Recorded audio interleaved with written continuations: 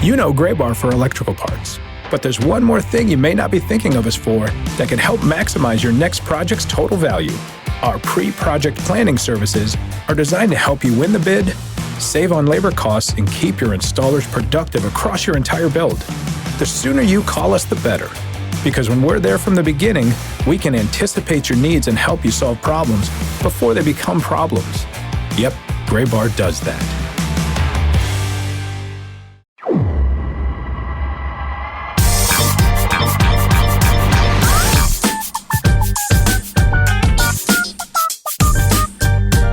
Welcome into this week's episode of the Show Before the Show podcast, the official podcast of minor league baseball, as the three amigos back in the virtual landing space of the podcast world. Tyler Mon, Sam Dykstra, Benjamin Hill. Hello, Sam and Ben. How are you? Hi, Tyler. How is Mexico treating you now that you've been there for a week now? It's good. I've been here for quite some time. Yes, indeed. We are coming down to the final days of the U23 Baseball World Cup. There are prospects galore, especially it seems if you're an A's or a Padres fan, you should be tuned into the U23 World Cup. There's a lot of prospects from those two organizations, especially. We got prospects from other organizations too, but just lots of A's and Padres guys as it feels. But yeah, we're getting close. We're recording this on Thursday the 30th. Coming up on Saturday is the championship game. And we will wrap up this first World Cup since the start of the pandemic. So that's kind of nice to be coming down to the end of, knock wood, what has so far been a successful and safe event. And what's going on with you guys? It's I for the fifth season in a row basically missed the entire MiLB postseason because I was off doing one of these World Cup events. But we've crowned champions all across. The AAA final stretch is coming down to its climactic conclusion. How are things around the office in New York? Well, I'm in the office 2 days a week, and I'd say during those 2 days they're going swimmingly. It's nice to be it's good. Out of the house and enjoying the, as you said, the final last gasp home stretch of minor league baseball. But given my part-time schedule this week, and I'm Ben Hill, of course, by the way, in case someone was like, whose voice is this sultry voice? It's the second time I've used the word sultry today. It's the word of the day, SULTRY, sultry. But what we're talking about in general right now is not too sultry. It's just saying goodbye to a very strange minor league season. Didn't get to lock into the playoffs as much as I normally do. But one little thing I would like to note is that the Charleston River Dogs won the championship, and that would be the low A East. The low A East. And the Charleston River Dogs have been a franchise operating continuously as a minor league team since 1980. And that was their very first championship ever. And prior to the year, if you guys recall, I wrote a series of fun fact articles giving a fun fact about every team. And my fun fact about the Charleston River Dogs was that they never won a championship. And the team was on me right away saying, like, that's your fun fact about us. Your fun fact is that we've never won a championship. So look what they went out and did. They won a championship. They did it just to spite you. They did. So that's the fun fact. The Charleston River Dogs, established 1980, in 2021, have their first league championship. So congratulations to them, and my sincerest apologies that my fact about them was not fun, but that was the bulletin board material they needed to get over the hump. Yeah, I feel like you need to do a story on this next year to just turn things around, like keep this going momentum-wise in terms of all that stuff. But one thing we should know about Charleston River Dogs, Tyler, you and I talked about this in a 3 strike segment. They won this year as a Rays affiliate, first year ever as a Rays affiliate. So, you can only be as good as the players that are sent to you. Rays sent a whole lot of good ones to Charleston. Bowling Green won a title as well. Montgomery was in its championship series. Durham is currently undefeated in the final stretch. It just keeps going in that Tampa Bay pipeline. Yeah, if you were a Rays prospect, you were either playing for or winning a championship. Yeah. Ty, I did not mean to cut you off there, but this is we're also knowledgeable, and one thing leads to another conversation-wise, and we're talking about Charleston. How about Charleston, West Virginia, home of the West Virginia Power, who of course were in the South Atlantic League for many years. They are one of the teams that are no longer affiliated team, now in the Independent Atlantic League. and their season is still going in the Atlantic League. But the West Virginia Power, who play in Charleston, West Virginia, changed their name to the Charleston Dirty Birds. So we had a rebranding in the Atlantic League from a former minor league team. And it's funny, all those years in the South Atlantic League when there were two Charlestons. There was Charleston, South Carolina, and Charleston, Virginia, and sometimes they'd informally be called Charlie North and Charlie South. The Charleston, West Virginia team has gone on to the Atlantic League, but now they're the Dirty Birds, and that is a reference to coal mining in the region, the Dirty Birds being the canaries, the not proverbial, the literal canaries in the coal mine, who basically were sent in there to die, but hopefully not die. If they made it out, things are okay. If they died, not so much. Yeah. So the Dirty Birds is an homage to coal mining in the region and the sacrifice of those dirty birds, the canaries in the coal mine, who serve as a bellwether of overall safety or lack thereof. And that's Charleston, West Virginia. We were talking about the Charleston River Dogs. Just a freewheeling conversation, or freewheeling if we're talking about West Virginia, and we just want to keep going. My kingdom to the first Charleston Dirty Birds player who does the 1998 Atlanta Falcons Dirty Bird touchdown dance after a home run next year. Jamal Anderson will show up. And do you think the kids of today, like the not a clue, guys who are playing, they don't have a clue? No, not at all. They weren't even born. Same thought. I was like, Dirty Birds. That's not Atlanta. This is not like, you're not affiliated. You're not a Braves affiliate. What are you doing, Dirty Birds? Not a clue. None of these kids will have a clue. But if anybody does learn that dance, hit us up. The show before the show podcast at MiLB.com next season, and please let us know. Well, let's dive into our weekly conversation with Ben. Ben, a couple of weeks ago, got a chance to check out the home of the Somerset Patriots, who, of course, returned after their ballpark was inundated by floodwaters and the remnants of Hurricane Ida. And they made it back and finished off the home season at their ballpark. And for Somerset, wrapping up a first year as a New York Yankees affiliate, first year in affiliated ball. So many cool stories there. And Ben's got one about the public address announcer with the Somerset Patriots. Ben, give us the lowdown of the story at MiLB.com. This is my final story in this run of Somerset Patriots articles. But when I was there, I got a chance to talk to Spall. His name is Paul Spychala. It's pronounced more like, or it's spelled Spychala, but Paul Spychala. I hope I'm saying that correctly. I'm talking about a PA announcer who always knows how to say things correctly. So the irony here, but Paul Spychala was the team's public address announcer for every year since the team they played their first season on the road in 1998 in the aforementioned Independent Atlantic League, debuted in Somerset at TD Bank Ballpark in 1999. And Paul has been their PA announcer every year, all the way through this 2021 season, which was notable for several reasons, including the fact that the team that used to be an independent team, the Somerset Patriots, became the AA affiliate of the Yankees. So this is just another one of my ballpark character slice of life minor league stories about a PA announcer reflecting on what he considers to be the best job in the state of New Jersey, and sharing some memories along the way, and what the team meant to him, what the fans meant to him. This was the sense of humor that he would employ or try to employ during the games. His specific style and energy. And as you guys know, and as a lot of people listening to this podcast know, if you go to a ballpark a lot, people like ushers, game day employees in general, certainly PA announcers, become part of the fabric. And though the casual fan might not notice, it's a pretty big loss for a team when someone who's literally the voice of the ballpark for the entire franchise history moves on. But he's moving on for a good reason.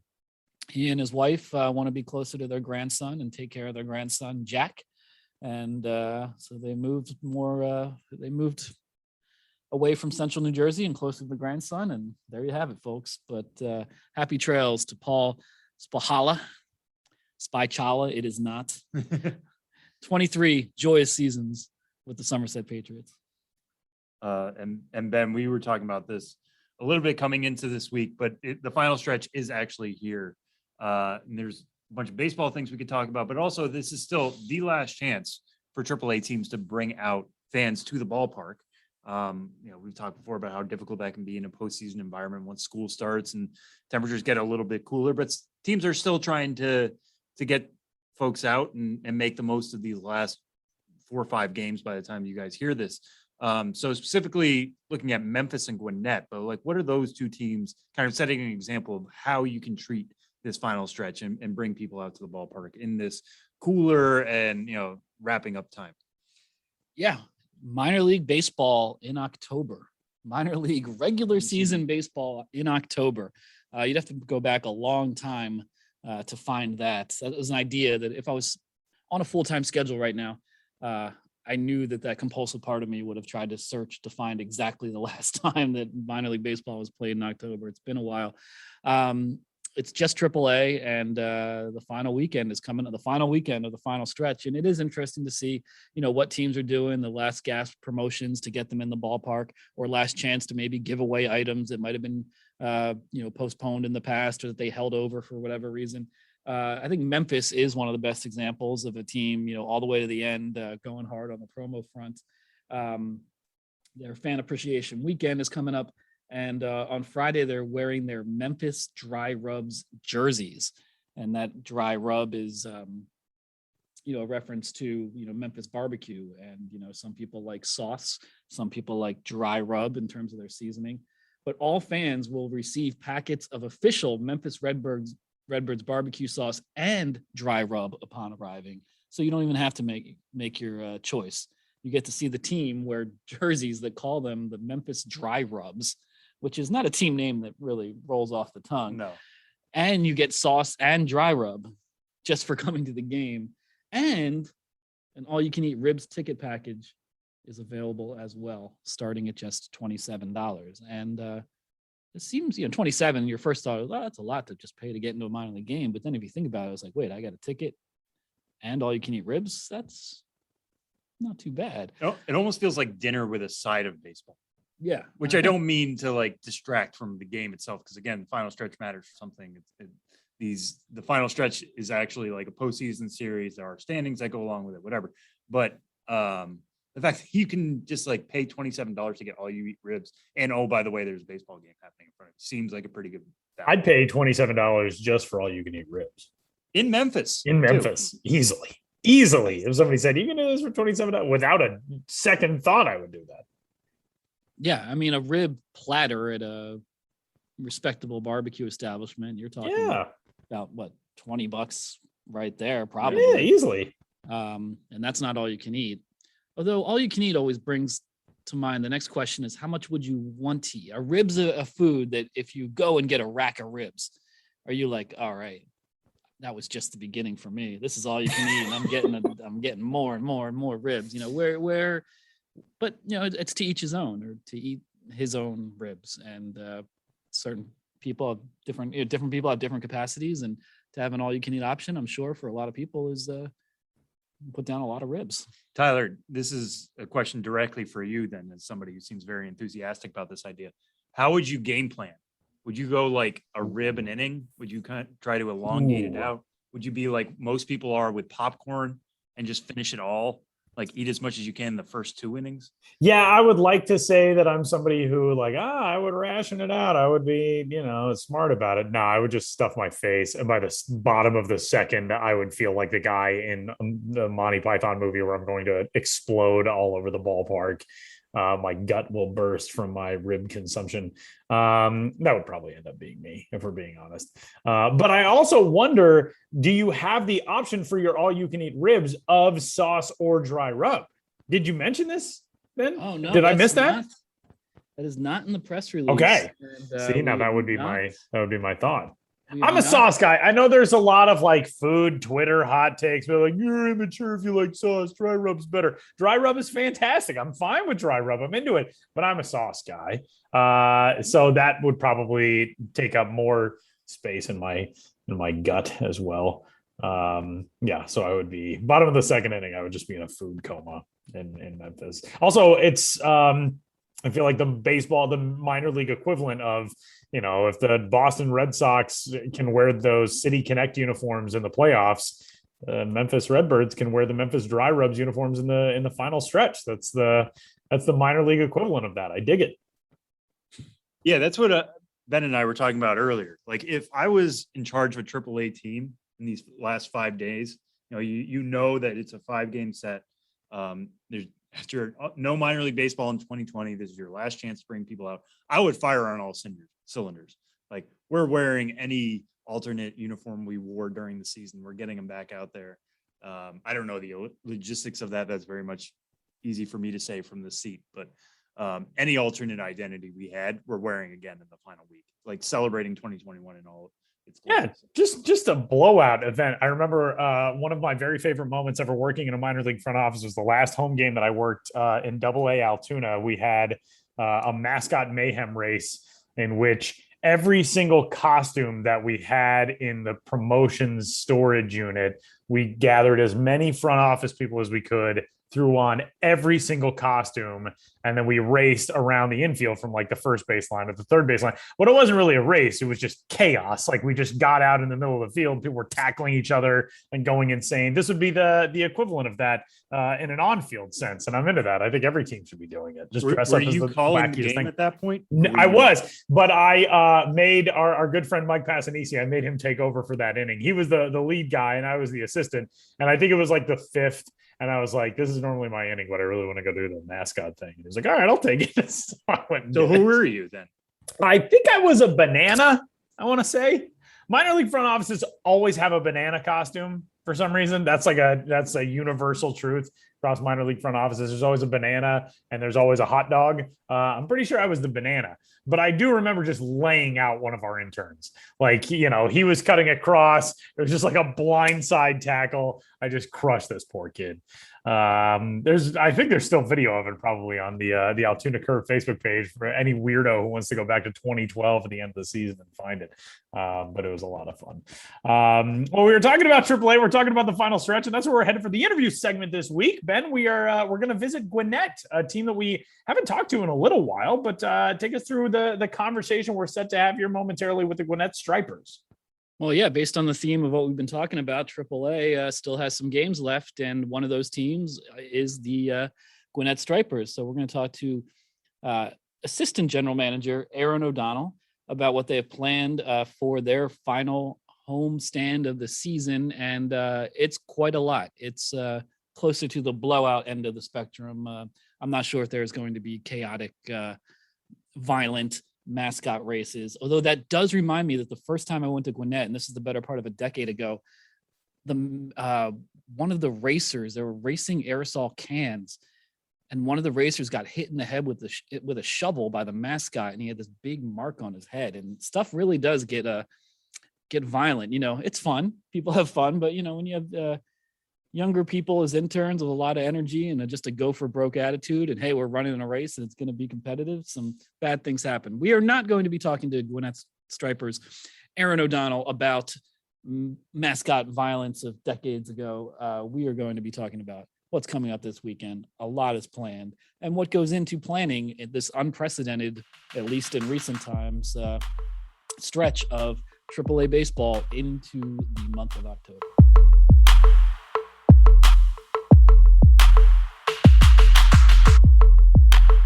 Does it ever feel like you're a marketing professional just speaking into the void? But with LinkedIn ads, you can know you're reaching the right decision makers, a network of 130 million of them, in fact. You can even target buyers by job title, industry, company, seniority, skills, and did I say job title? See how you can avoid the void and reach the right buyers with LinkedIn ads. Spend $250 on your first campaign and get a free $250 credit for the next one. Get started at linkedin.com/campaign. Terms and conditions apply. Here on the Show Before the Show podcast, I, Benjamin Hill, and Tyler Mon, with us in Mexico, are joined by a special guest, Erin McCormick, Assistant General Manager of the Gwinnett Stripers, a AAA affiliate of the Atlanta Braves. And the Gwinnett Stripers are like, well, half of AAA minor league teams right now, hosting games in the home stretch of the final stretch throughout late September into the first weekend of October. And if you follow minor league baseball, you know that's an unprecedented situation to be in, having a regular season going this late. And here on the podcast, we like to talk about unique situations. So without further ado, Erin McCormick, thank you for joining us on the Show Before the Show podcast. Happy to be here. And here we are talking on September 30th. This podcast episode will be out in October, October 1st. And you've been in minor league baseball for a long time, 12th, 13th season, 14th season. And you've never been able to say the regular season is still going here in late September, October. What is it like for you and your staff operationally, just in the midst of this weird season to still be hosting games right now? It's different.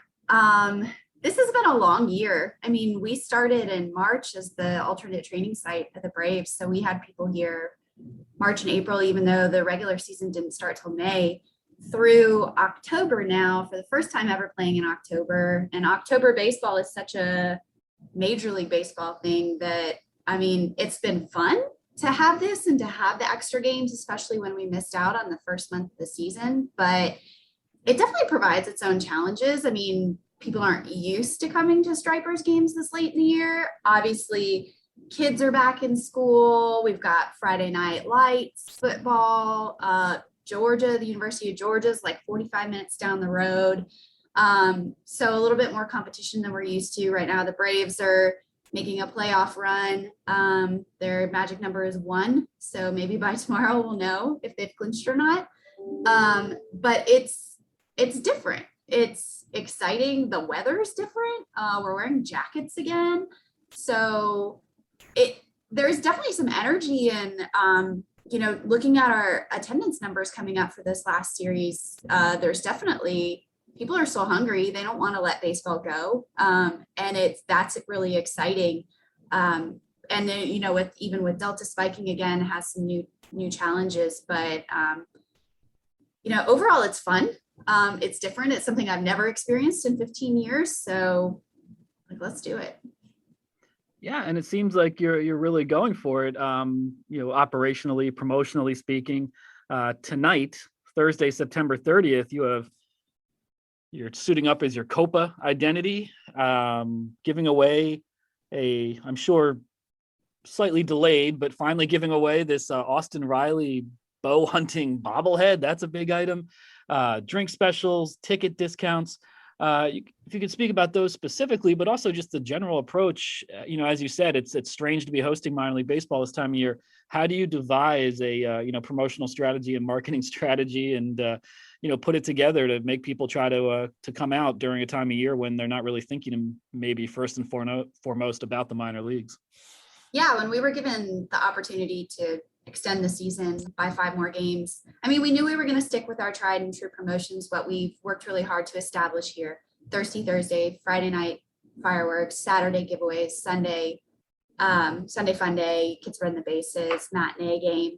But then it was kind of just going back to the archives and what do we have here? We knew we already had a giveaway ready to go. That was something left over from the 2020 season that didn't happen, a neon cap. It's pretty easy to add a fireworks game, and we actually had a theme night that we weren't able to fit into the original schedule, superhero night. So that was pretty easy to add on. The Austin Riley bobblehead actually just came about like a week or 2 ago. We actually did a 2,500 piece Austin Riley bow hunting bobblehead giveaway in September. And our partner Academy had ordered some extra to use in store. But for a couple of reasons, they just weren't able to execute that. So they said, hey, you know what, let's make another night. This was our biggest giveaway night of the year. Let's do it again. There was plenty of people who I'm sure weren't able to get the bobblehead. So here's their second chance. So we planned it for tonight. And actually the Atlanta Braves had an Austin Riley bobblehead planned for tonight as well. And unfortunately they had to cancel theirs yesterday due to some supply chain issues. So now we are the only Riley bobblehead in town. I'm pretty excited about it. It was definitely by far the most popular one. Riley, who is just mashing for the Braves right now. When he was here in Gwinnett pregame, he would put a target out in center field and practice his bow hunting. And that was always really fun for our staff, maybe something that fans didn't often get to see, but he's always really loved the hunting side of things. So we were able to make a unique bobblehead about it. It actually all came together really well. one thing we knew we wanted to do from the get-go was something we had planned for the 2020 season. And then with COVID coming, we had to delay things a bit, was the all-you-can-eat seats. We were looking to roll that out for every game in 2020. And so this kind of gave us the opportunity to do it on a smaller scale and introduce it to fans this way. So for all games in this series, there is an all-you-can-eat seat available, where you can go through and get hamburgers, chicken sandwich, Coca-Cola products, popcorn, peanuts, all of that. Go back as many times as you want. And then just recently, our naming rights partner, Coolray, was really generous and jumped on for the opportunity for fans to watch a game for $5 with our field box seats. So a ticket special running there where they're covering the rest of the cost, and just a really good community piece about, we've never played in October before. We've never seen what it's like. You've never seen what it's like let's do it together. And for your fans, you guys in Gwinnett are in one of the unique situations in minor league baseball where you're so close to the parent club, and it's cool because you get to draw from that fan base in Atlanta. But like you said, I mean, we've never seen this with regular season games into October. And I know you said attendance numbers seem like everybody's been pretty excited to have some baseball into October. What has the fan reaction been like, your conversations that you've had with fans about, not only getting them out to the ballpark, but I would imagine probably, through the latter parts of the season and getting into September, just telling people and raising the alertness that there are going to be games late into September. What's the fan reaction been? It's been great. Like I said, I think people are not ready to let it go. And we did start late. So, it's not like we got a full season to begin with. And then with the Braves making their playoff run, there's just a lot of energy in the city right now for baseball. And we are, 35 miles away from where the Braves play at Truist Park, but gosh, in Atlanta traffic, that could be like an hour away. So it's a little bit further than you would think. And honestly, like, it's so populous here. I mean, Gwinnett County alone has almost 1 million people. So if there's 40,000 people at Truist and 10,000 people at Coolray Field, like, we've got plenty to spare. So we'll welcome any fans that want to watch baseball. And actually yesterday, two of the Braves' top prospects, Strider and Shea Langoliers, made their AAA debuts. So that's just another element of like, here come the next stars. We were able to bump some people up to Atlanta this year, but here's the people you haven't got to see yet who are, God, they're young. I'm so old now. I've been in baseball like 15 years. So these little babies coming up at 23, 24 feel so little, but they're so talented, and it's really exciting to watch. For your front office staff, in a normal minor league season, back in the before times, we would get into August and it would be like, all right, only a few weeks left. But the impression that I've gotten from minor league front office members as we get later and later into September is, I think in a lot of cases, they don't necessarily want it to end the same way they did 2 years ago, because, we've all felt what it's like to not have it there. What's it been like for the staff being able to have the final stretch and, get some extended time at the ballpark and do this for these last few days? Our staff is amazing, and they really enjoy being here and being around the sports and around our fans, and our game day staff is amazing. So we genuinely enjoy being around each other.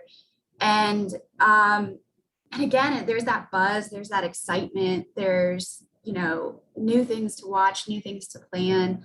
No game is ever the same, right? So it's not coming to work on, just working at a desk job. There's something to look forward to. I think, the back-to-back homestands where we played 12 games in 13 days were probably a little bit more draining than necessarily playing into October. Because now it's just like, it's 5 games. Everyone keeps being like, heck yeah, like final 5, this is fun. And honestly, a lot of us are Southerners. So again, like there's like a bit of a chill in the air. And this whole season, I think because of COVID and everyone taking a break, like Mother Nature healed a little bit, and it really never got very hot, knock on wood here. I mean, I don't think we reached triple digits for a game ever, which is unheard of in, Georgia. So I think that gave everyone a little life too, because you weren't just like walking around sweating every day. And so now we're all like, oh God, it feels wonderful out. I want to be outside. This is amazing. Let's spend more time outside. Erin, at the start of this interview segment, we introduced you by your job title, Erin McCormick, Assistant General Manager for the Gwinnett Stripers. And just coincidentally, we reached out to you to talk about what we've been talking about the AAA final stretch and what it's like to operate in this final stretch. But you are now, as we speak, in the final stretch of being Assistant General Manager. Tomorrow, before this podcast comes out and becomes official, it will be official that you, Erin McCormick, are the General Manager of the Gwinnett Stripers. Congratulations. Thank you so much. Thank you. You guys got the scoop, man. Breaking news now on this podcast. Breaking news over here. We got the scoop. So since we have the scoop, and this is a huge career development. I've known you in minor league baseball for at least 13 years, going back to emailing you for details about ridiculous promotions in Memphis. And so I know it's like anyone in this industry, it's a long slog, a lot of hard work to get to that GM spot. And big congratulations. And since we do have you for this scoop, do we have an exclusive quote on what this means to you to now be the general manager of the Gwinnett Stripers? Oh gosh, put me on the spot, right? I don't have my statements prepared yet.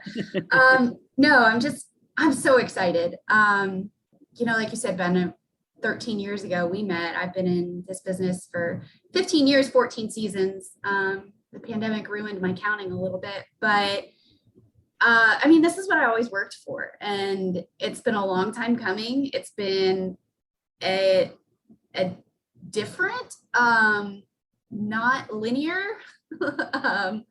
path to this position, but honestly, I really wouldn't change much. And to be able to be here in Atlanta, as the Braves affiliate and make this step is amazing. And as you well know, these opportunities don't open up very often, especially at the AAA level.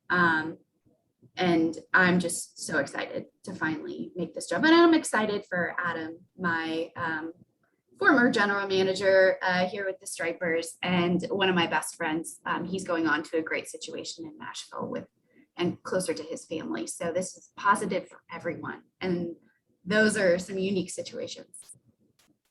Well, a win-win situation. And again, a big congratulations on the well-deserved promotion. And best of luck in the home stretch, in the final stretch, saying goodbye to a unique minor league baseball season in a very unique way. Minor league baseball in October. Get psyched, get ready, come out to the ballpark if you're in one of those AAA markets, if you can make it, including, of course, Gwinnett.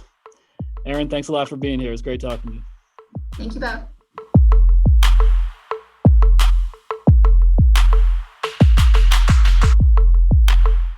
Close your eyes, exhale, feel your body relax, and let go of whatever you're carrying today. Well, I'm letting go of the worry that I wouldn't get my new contacts in time for this class. I got them delivered free from 1-800-CONTACTS. Oh my gosh, they're so fast. And breathe. Oh, sorry. I almost couldn't breathe when I saw the discount they gave me on my first order.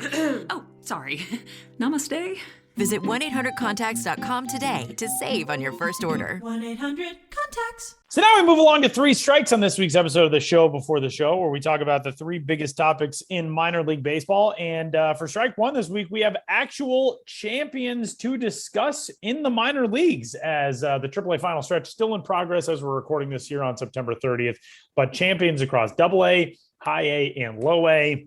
Congratulations to the following teams. AA Northeast, Akron swept Bowie 3-0 in a best-of-5. Northwest Arkansas swept Wichita, which made a championship series in its first season in existence, but 3 wins for Northwest Arkansas and AA Central to capture that crown. And Mississippi knocked off Montgomery, a game that the Biscuits lost by 1 run in the 5th and decisive game of that best-of-5 series. If not for that loss, it would have been another championship for the Tampa Bay Rays. Rays affiliate Bowling Green wins the series over Greensboro 3-2 in High A East. High A Central, Quad Cities with a 3-2 series win over Cedar Rapids. And in High A West, the Eugene Emeralds, San Francisco Giants affiliate, with a 3-1 series win over Spokane. The Rockies affiliate Charleston, as Sam noted early on in the show, in his first year as a Rays affiliate, as we were discussing with Ben, champions knocking off down east, the Rangers affiliate 3-2.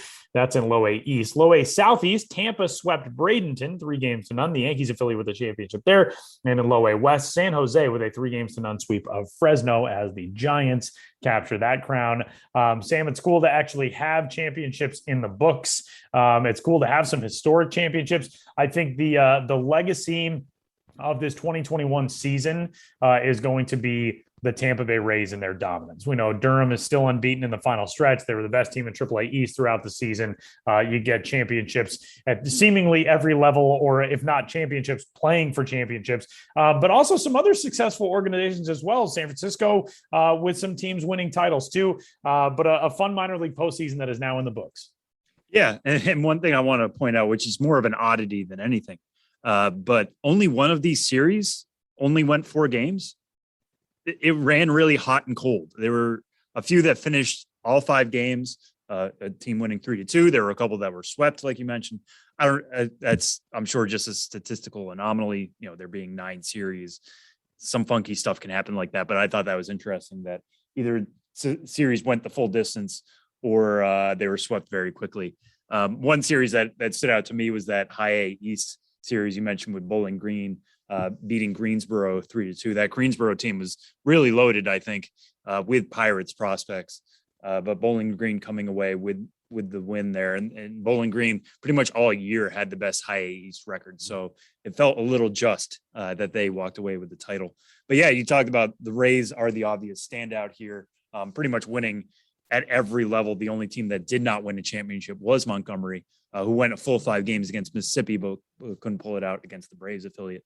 But Durham doing well again in the final stretch, which is hilarious to me because anything can happen over 10 games. But yet here we are sitting here on Thursday. They're 6-0 right now. They are currently playing Norfolk.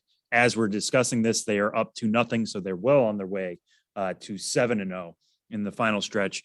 Bowling Green taking it away, Charleston taking it away. I'm actually excited to dig into that this offseason. I'm kind of taking a note here and just trying to figure out. We know the Rays are really, really good at developing players. We talked about this last week.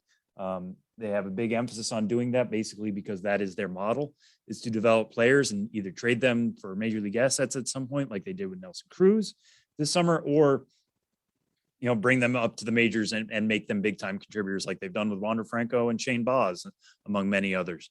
So the fact that it's worked out, especially this well this year, and especially after a lost year last year, is there something they did differently, or was it just because, they've developed really well and as simple as that, they had good teams? I don't know. It's something to really dig into more this offseason, I think.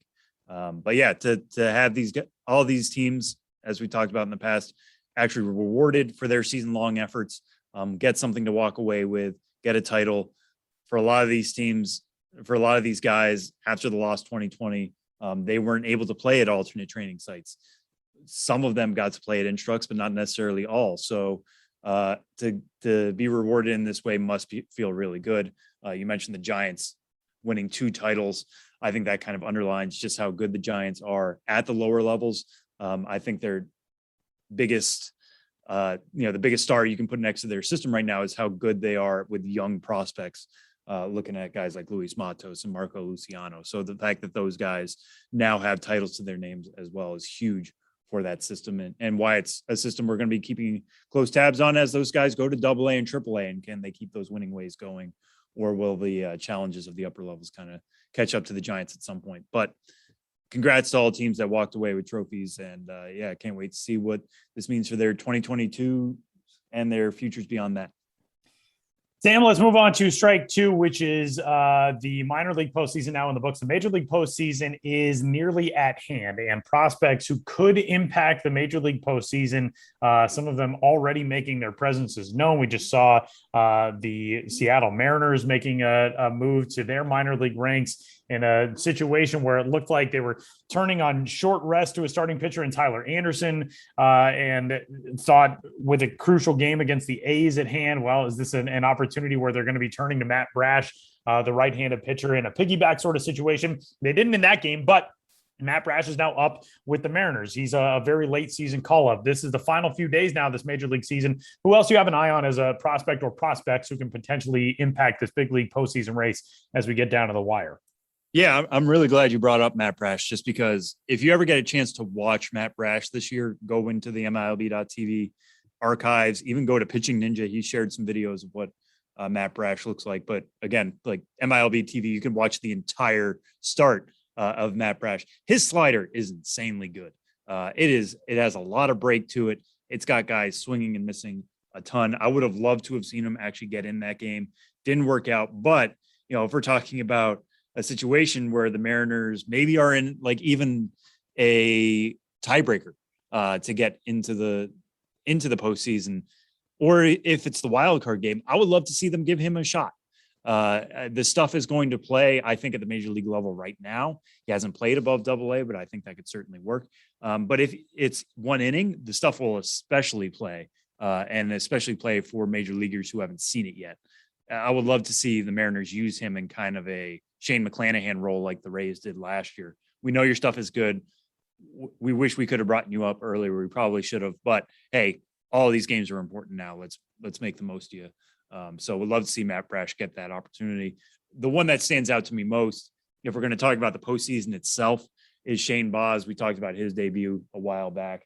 I was talking a little bit with MLB.com beat reporter Adam Berry about what the Rays roster is going to look like in the postseason. And he said right now, he fully expects Shane Baz to be the number 3 starter for the Rays in a playoff series. So in a best of 5 LDS, in a best of 7 LCS, or even a World Series, Shane Baz is going to get starting looks for the Rays. He's been that good since they called him up.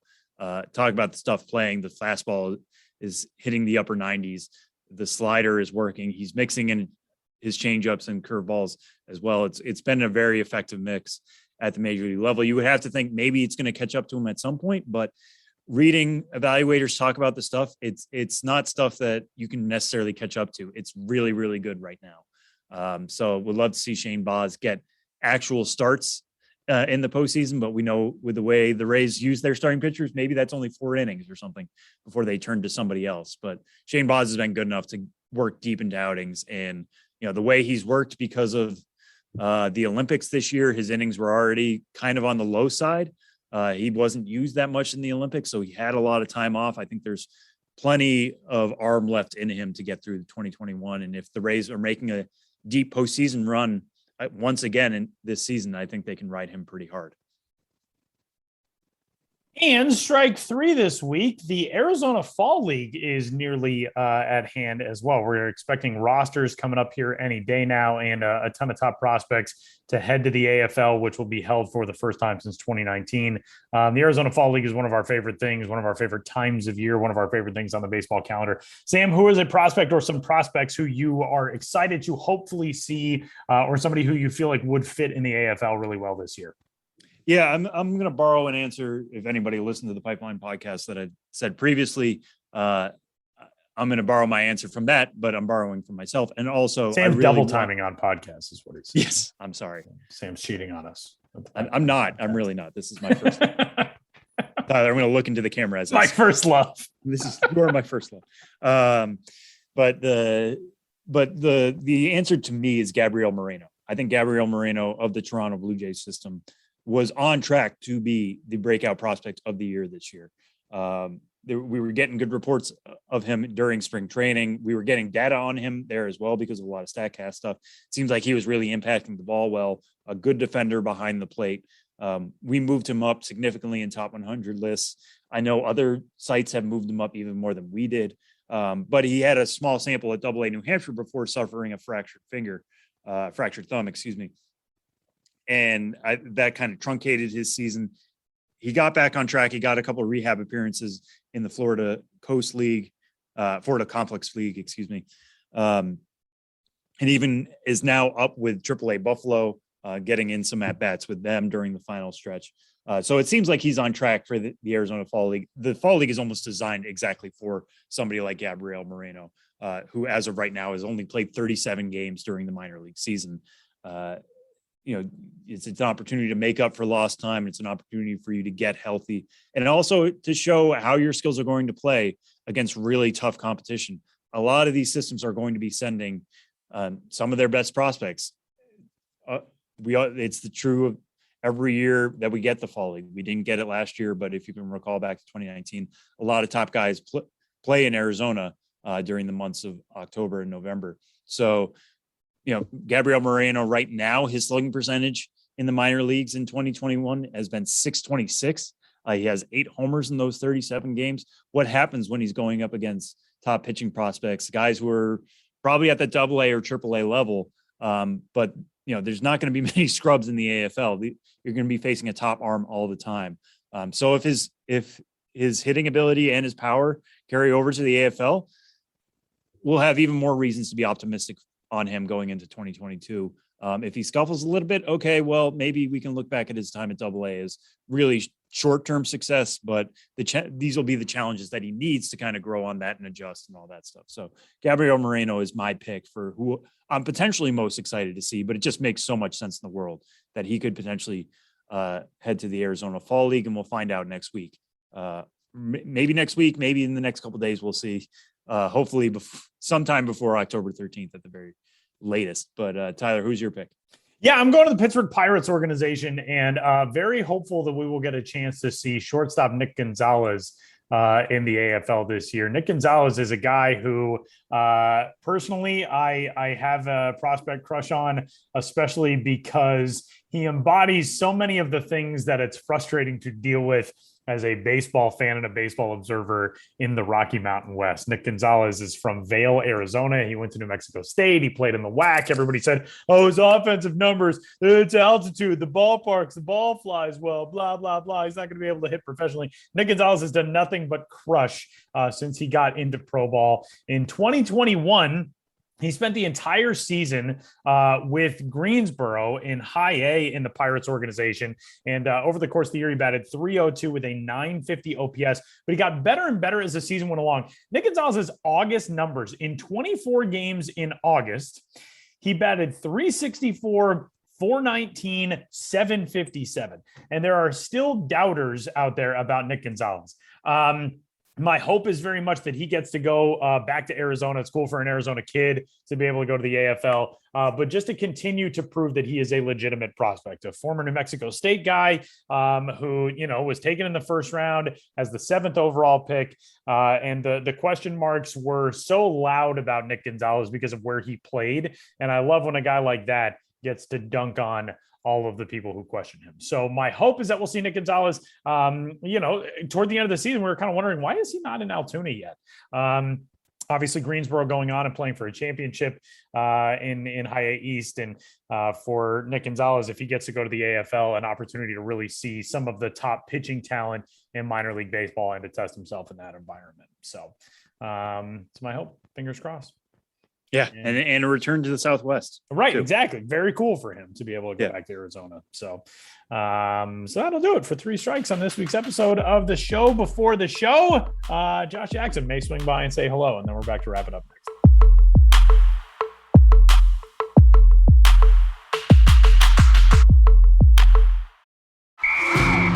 All right, listen up, nacho chips.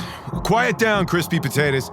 This is the moment Velveeta's been preparing you for, and you're not about to crack under pressure. Today's the day to go all in on the drip. Velveeta's Heat and Eat Queso is the MVP of any game day spread, so stick by them, and you'll be golden. Now get out there and make delicious history. No tailgate party is complete without Velveeta.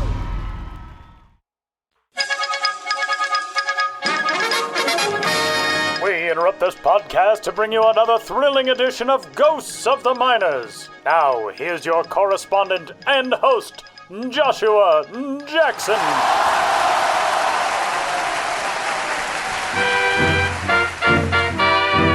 Welcome back to Ghosts of the Miners, in which all of you out there in Radioland must identify the legitimate historical ball club hiding amidst the fraudulent pair. One was a part of history. How I came up with the other is a bit of a mystery. In the last segment, I asked you which of the following minor league baseball teams did at one time exist. A, the Altoona Hammerheads. B, the Moline Plowboys. C, the Virginia Beach Periscope Peepers. Whether you're from the Midwest or farther afield, the correct answer is B, the Moline Plowboys, who from the 1910s into the 1940s competed in 2 iterations of the III League and 1 of the Mississippi Valley League. Moline, Illinois is home of the headquarters of John Deere, has been since the late 1840s, as well as other plow production giants such as the Moline Plow Company. No wonder when the Illinois, Indiana, Iowa League's Danville Speakers moved to Moline in the middle of the 1914 season, they bulldozed their old name and became the Plowboys. That losing first campaign shook off the stink of the Speakers and sowed the seeds of a winner. Managed by second baseman George Hughes and featuring big leaguer Hod Eller, the 15 Plowboys rolled over the competition to reap a 3I League crown. Although the Plowboys won 2 more championships, both in the 3I League, they planted themselves in history, perhaps most notably via connections to Hall of Famers. Warren Giles, who went on to serve as president of the National League from 1952 to 1969, got his start in the business side of baseball when the World War I veteran attended a meeting to save the sputtering Plowboys in 1919 and came out the new team president. His first big hire was Earl Mack, who managed Moline to a championship in 21 and was the son of none other than Connie Mack. Some reports even have Babe Ruth playing in an exhibition with the Plowboys in 1940. Corny or not, the Moline Plowboys tilled the fertile soil of baseball in the Midwest, helping clear the way for today's Quad Cities River Bandits. And that's the dirt on the Plowboys. Now, on to the question for next time. Which of these moody clubs muddled through the minors of yesteryear? A, the Greensboro Grumps. B, the Superior Blues. C, the Downers Grove Downers. Want to know the answer? Smile until it comes to you. Or tune into the next Ghosts of the Minors. But for now, you'll have to excuse me. My producer Brent Hill has taken up bootlegging, and his moonshine has lost its luster.